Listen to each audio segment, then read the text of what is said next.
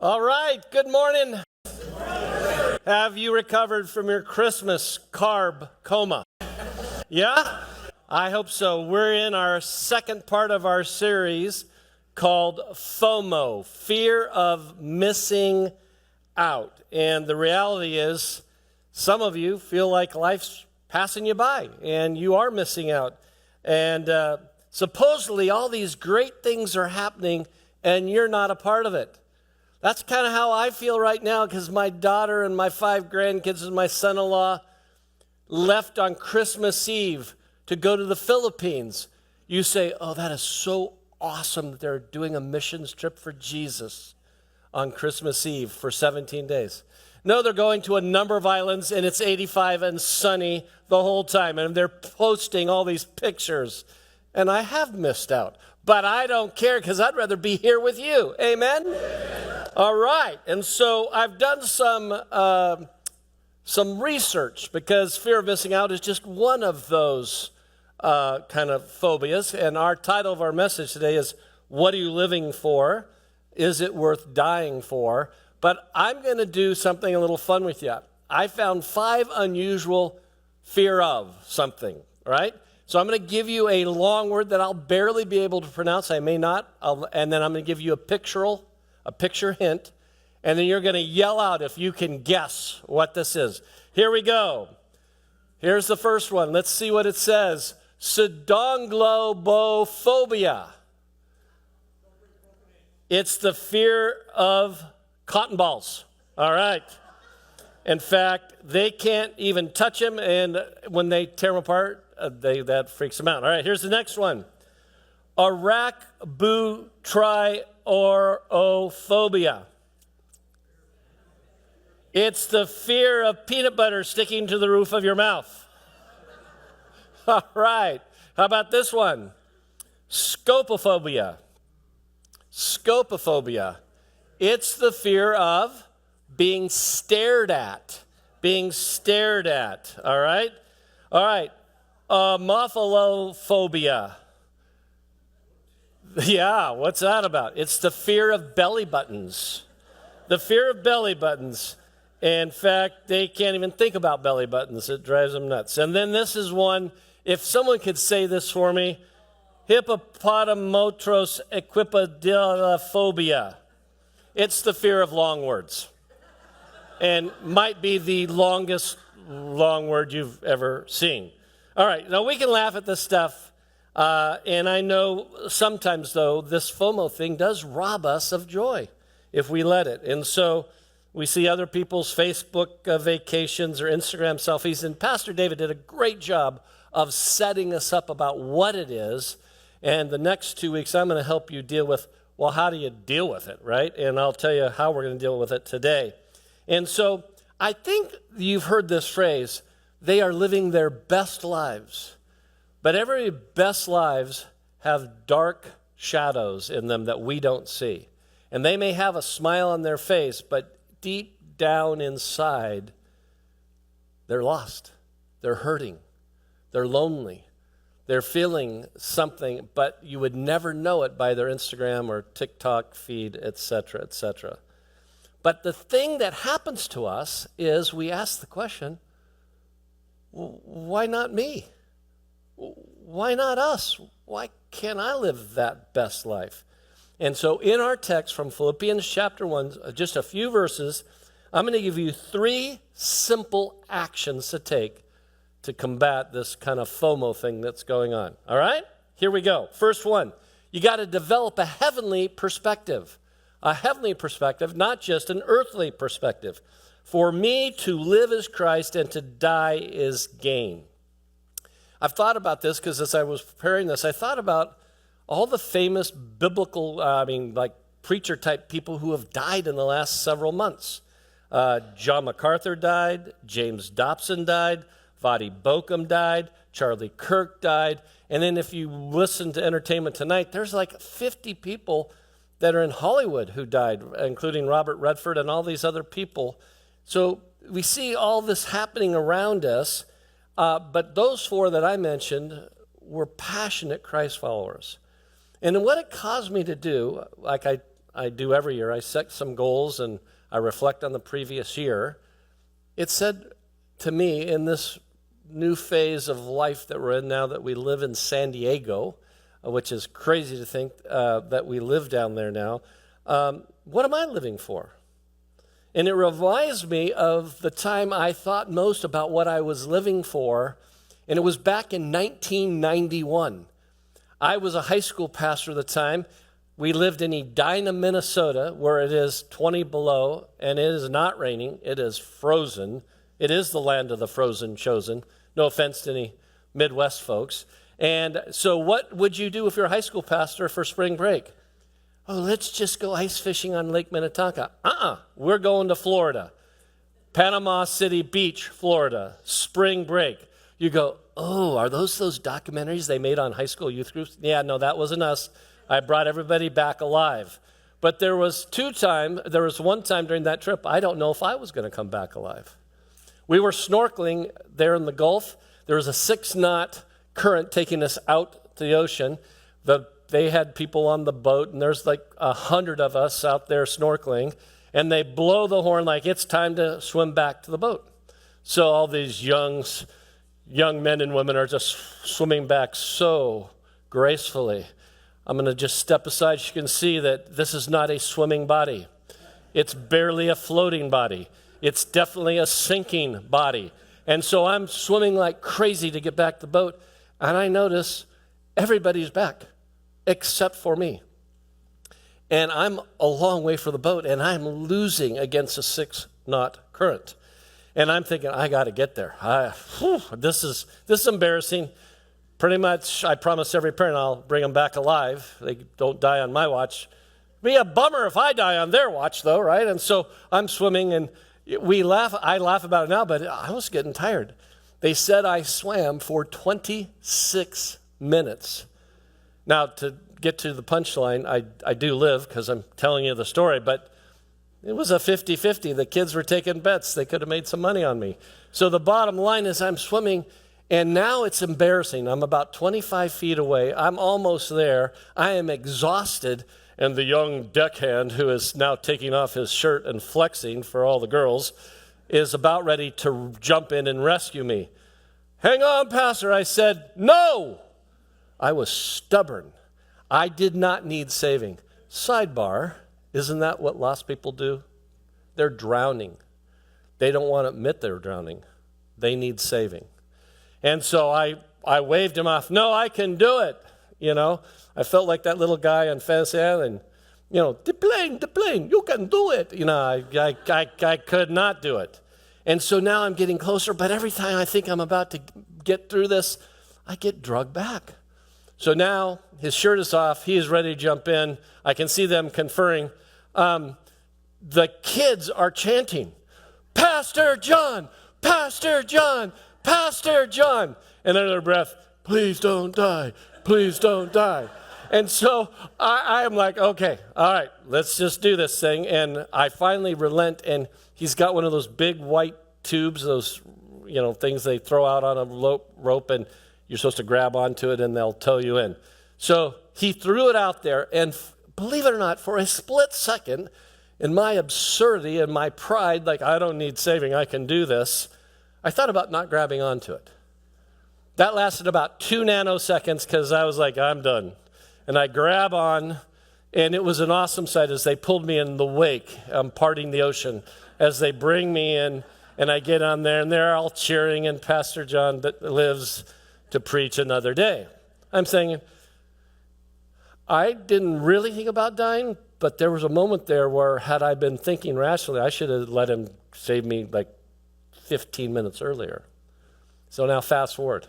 It's that night.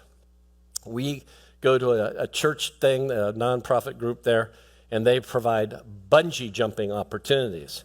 I got 100 kids. Only 18-year-olds or older can do it. There were 2 other youth pastors, 3 groups together. The other 2 youth pastors are going to do it. They're much younger and foolish, and they're going to do it. And so my group's looking at me, hey, God saved your life once, you won't die tonight, right? And are you going to do it, Pastor John? And I'm saying, no, I hate heights.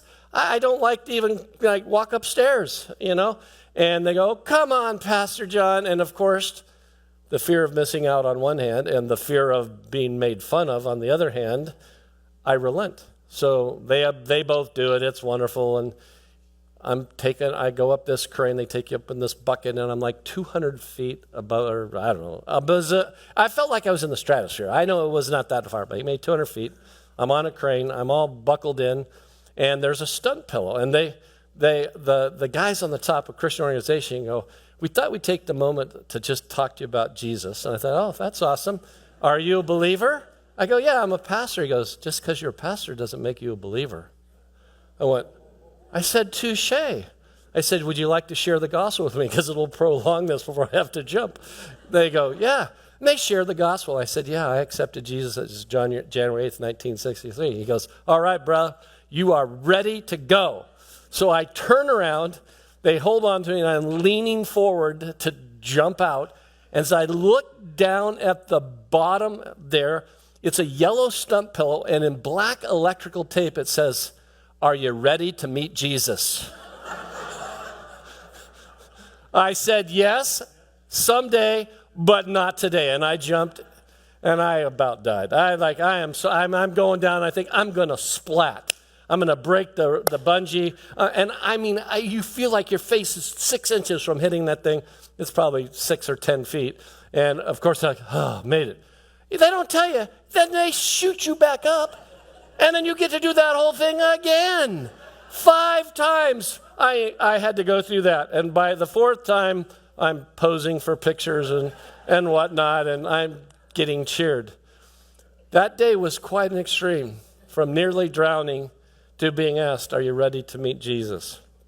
And that's what I'm saying right now. You got to develop a heavenly perspective.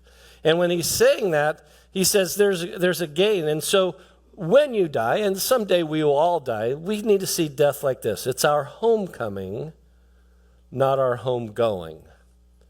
And so I'll be doing another memorial service here in a couple weeks. Someone not from our church, and I met with the family this week, and their mom is with Jesus today. Well, what's the second way to combat FOMO? Decide what you really want to pursue, verses 22 to 23. But if I am to live on in the flesh, this will mean fruitful labor for me. And I do not know which to choose, but I'm hard-pressed from both directions. I don't know which way to choose. So it's not clear to him. He doesn't have a death wish, but, remember, he's in prison right now, so it's not like the best accommodations, but he's got so much fruitful ministry. Remember, all the guards are chained to him, and he's sharing Christ, and he doesn't take no for an answer. And so he has this word hard-pressed, means literally to hold together. It was used of walking through a narrow gorge, or a picture of a traveler on a narrow path. And so same word as hard-pressed was when the multitudes in Sea of Galilee, when he's doing the Sermon on the Mount, are pressing in on him. So I want to ask you, what are you pursuing? What is it that you really pursue in life? Now, it's not fantasy football, even though I did finish in second again this year. But the bottom line is, if you listen to advertising, most Americans would fill in the blank in these 4 ways. For me to live is. And so I want to just ask you, what captures your motivation and attention? The first thing is possessions. We get. We buy things we don't need with money we don't have to impress people we don't even like, right? And so there's this possessions thing. We're working to keep up with somebody else, and home improvements, and do I have enough? And so the bottom line is, the social media experts tell us when we see all this stuff online, we see this idea of status and success and looking great. I mean, all those people are airbrushed, right? I don't see really any fat models, right? I have no one who has my body type that they're advertising with, right? Everybody's perfect. And you go, I don't look like that. And so the bottom line is possessions, stuff doesn't ultimately matter, does it? I mean, God is your ultimate provider. It reminds me of this funny story. A young woman brought her fiancé home to meet her parents, and after dinner, the wife said, honey, take him into the study and find out what his intentions are for our daughter. Why don't you have the talk with him? We all know what the talk is if you ever went through that. And so he takes the young man into a study and he says, "So what are your plans?" Very pleasantly. And the young man says, "I am a biblical scholar." Okay. Well, that's admirable, but what are you going to do to provide a nice house for my daughter to live in? He says, "I will study, and God will provide for us." Okay. So how are you going to buy her an engagement ring? And how will you? He says, "Well, I will concentrate on my studies, and God will provide for us." Okay, this is getting old. So he says, "Well, what about children? How are you going to support the kids and the children?" "Don't worry, sir. God will provide." So the conversation goes like that for like another 20 minutes. He's so idealistic, and every answer was, "God will provide." So later, Mom pulls Dad aside after he's gone home. He goes, "Honey, how'd the conversation go?" Dad says this, "He has no job, he has no plans, and he thinks I'm God." Number 2, pleasure. You know, if it feels good, that whole Epicurean philosophy, no pain, eat, drink, and be merry. We find, some of you are foodies. By the way, there's nothing wrong to being a foodie, but it's really contra, to your weight loss goals. And how many are already on target? Man, you are nailing it. It is January 4th. Yeah, we're not getting asked that because you set the goal and you already blew it. So that whole idea of pleasure, what's best for me, what will make me happy, what's the best thing for me, it's all about me. Third thing the world looks at is power. Now, whether it's the presidents of Mount Rushmore or the most interesting men. By the way, I don't know who this guy is, but he's the Dos Equis guy. And I don't know what that is. I think it's a Mexican beer, but I'm not sure. So we dress for success. We drive to impress. Image is everything. But I think there are some of you who sit here today and you say, life's kind of passed me by. I thought by this time in my life I'd be here. When my daughter was at Biola, there was this kind of graduating from college, and some of her friends had not met their beloved. They thought for sure they'd get their MRS degree at Biola, and they didn't find their Biola Bob. And so there was this thing and then they turned 25, and then 30, and then 35. And so for some people, that whole thing of waking up wishing your life was different, looking over your shoulder at regret and maybe bitterness. And when you do that, it fuels this kind of envy and insecurity and performance-based self-worth. The fourth thing the world says for me to live is for popularity. Arguably, she might be the most popular person in the world in the music industry right now, Taylor Swift. And I think a lot of people, especially in high school and college, you're like, who am I hanging with? Who will fit in? And we think about things, and I am not minimizing high school students in this room. This desire to be popular at some level and not be a zero, to just to be known. It's agonizing for some of you. You go to school, you know nobody, no one hangs with you, and you feel less than. And the worst part is you don't even feel seen. And so I think that sometimes those things that we think will count really make a difference. And so I thought about that. What did it feel like for me when I was in high school? I thought I'd turn back the clock here 50 years. So this is me in high school. And that was my senior picture. I know there's some blurry pictures, big senior rally. Graduated from high school in 1974. Yeah, do the math. That's a long time ago. Most of you have not even lived 2 lives to get to 50 years. And so then 50 years later, this is what we all look like now, And you notice I only put pictures of the guys in these pictures. That was part of my baseball team there that I played baseball with, because the girls just outdid themselves, and they looked a lot better 50 years later than us old gray-haired guys waddling around. But the bottom line is I thought back to those days, and I wasn't one of the most popular guys I didn't hang out with the crowd, the whatever the in crowd I thought was. I played sports and I loved Jesus, and I started Fellowship of Christian Athletes, and I tried to share Christ as best I can and remind you at the end. I want you to come up and get one of these because it's a reminder of what's really important in life, and we'll talk about this. Well, the third way to do it, and really is the linchpin to this FOMO thing, is determine your purpose. Having the desire to be part and be with Christ, for that is very much better, and yet to remain in the flesh is more necessary for your sake. Helen Keller, the blind person that you've heard about and Blind in Death, said this: true happiness is not attained through self-gratification, but through fidelity to a worthy purpose. One of the things that I did that really cemented the purpose of my life, I gathered with 1 million men on the Washington Mall in Washington, D.C. It was a sight to be seen. And I can't get into all of it, but that was a big turning point. Even though I was a pastor, I want to live for Christ no matter what. I want to be a man of integrity. I want to make a difference that will last for eternity.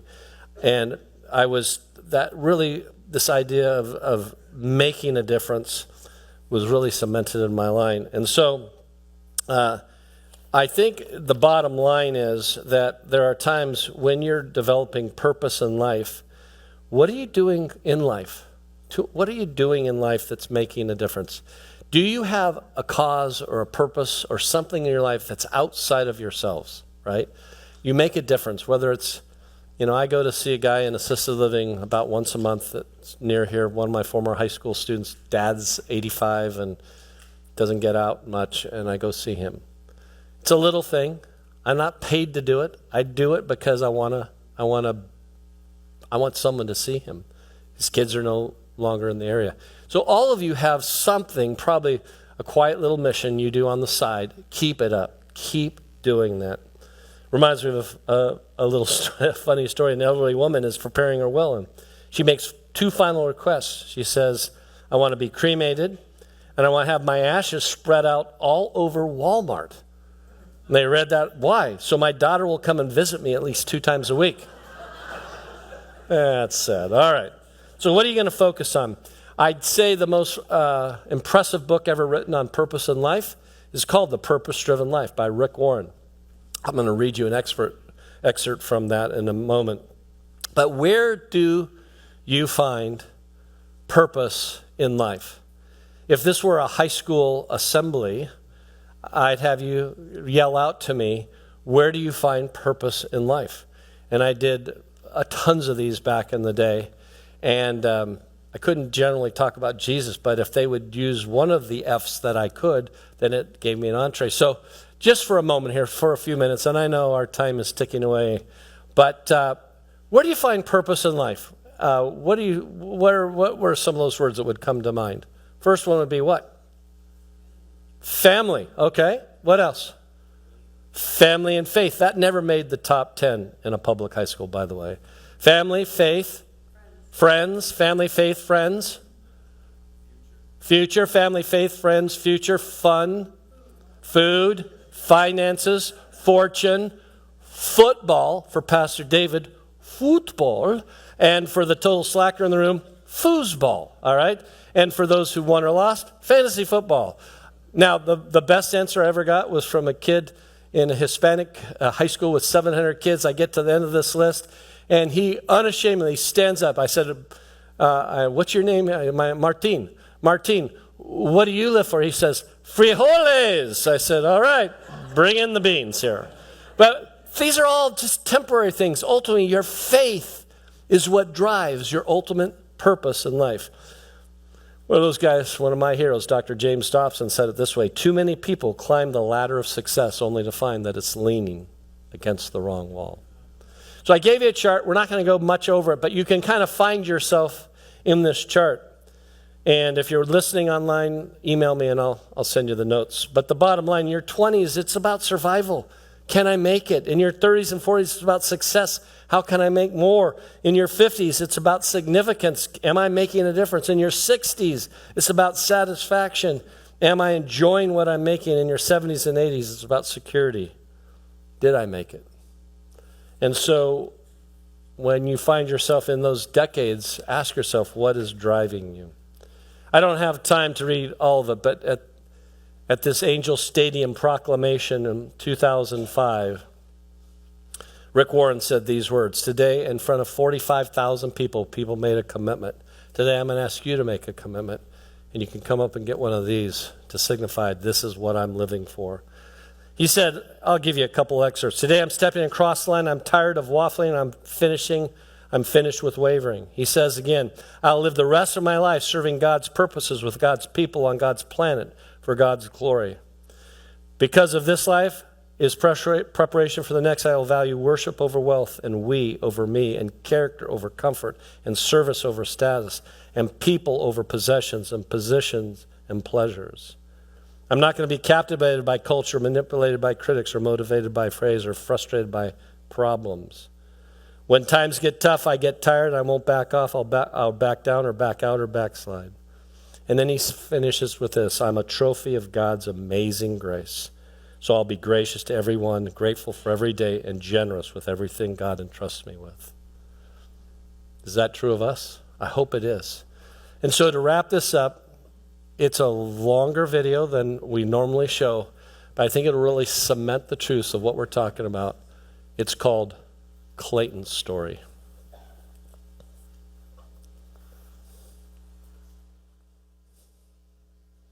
Life for a lot of people means a lot of different things.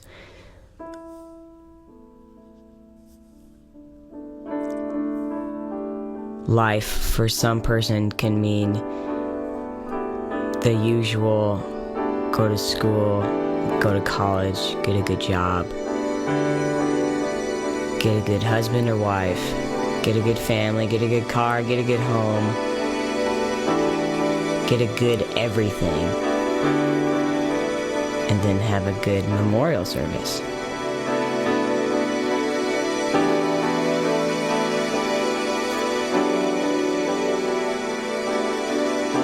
My name is Clayton McDonald,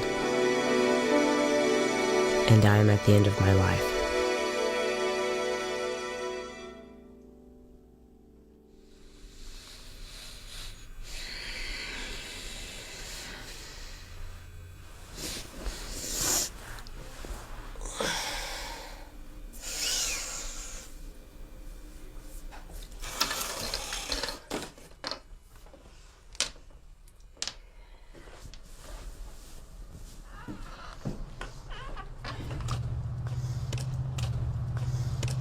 Good morning. All you do is eat, sleep, play, and poop. You are one lucky dog.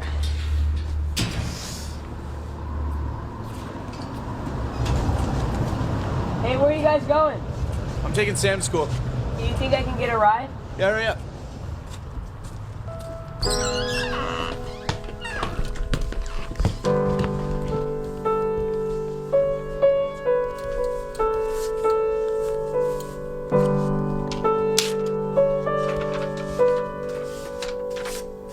If I died tonight,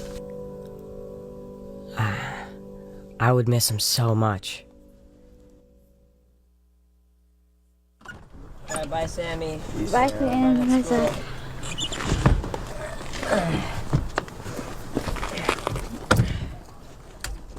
All right, bye, Zach. I love you, man. Hey, Clay. Yeah. Is everything good, man? You alright? Yeah, I'm good.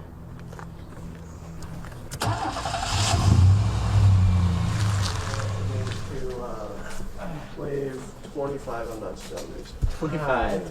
Yeah. Hey, what's up, guys? Hey, Clay. All right, Glenn.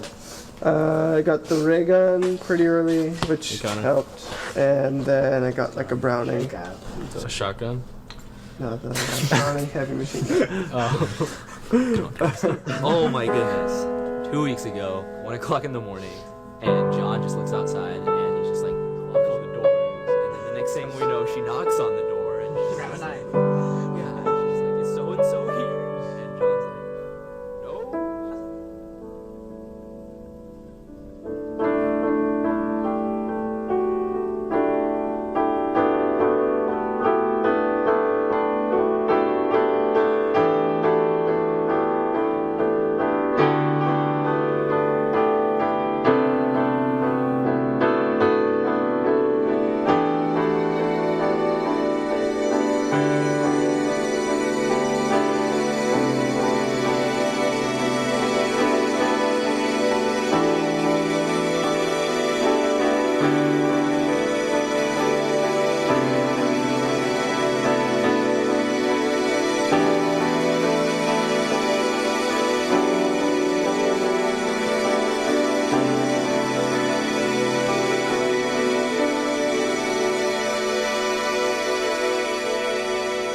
My name is Clay McDonald, and I'm here to share my story. I'm at 7 years old. They thought it was just the flu. And now, 12 years later, I've been diagnosed with leukemia for the 4th time, and the doctors can't do anything about it. So naturally, you get a lot of questions from something as severe as this. And one of the questions I get asked the most is, "Hey Clayton, are you scared?" Yeah, I'm scared. I'm terrified. But I'm not scared of cancer because I've had it most of my life. I know what's going to happen. And I'm not scared to die either because I know where I'm going when I die. I'm scared for everybody else. I am scared for those who don't know where they're going when they die. I'm scared for those who might think they know where they're going when they die, but they really don't. And I'm especially scared for those of you who are distracted by this world. Distracted by school, distracted by sports, distracted by girlfriends, boyfriends, iPods, this or that, distracted by anything and everything Satan can throw in front of them. That is what I'm scared for. I have the luxury of knowing about when I'm gonna die, and you don't. See, I feel sorry for you, because you don't know. So it's not hard for me to be thankful for everyday things. It's not hard for me to be thankful for my family and friends when I know I might not see them again tomorrow. It's not hard for me to be thankful for every breath that I have, because it was given to me by God.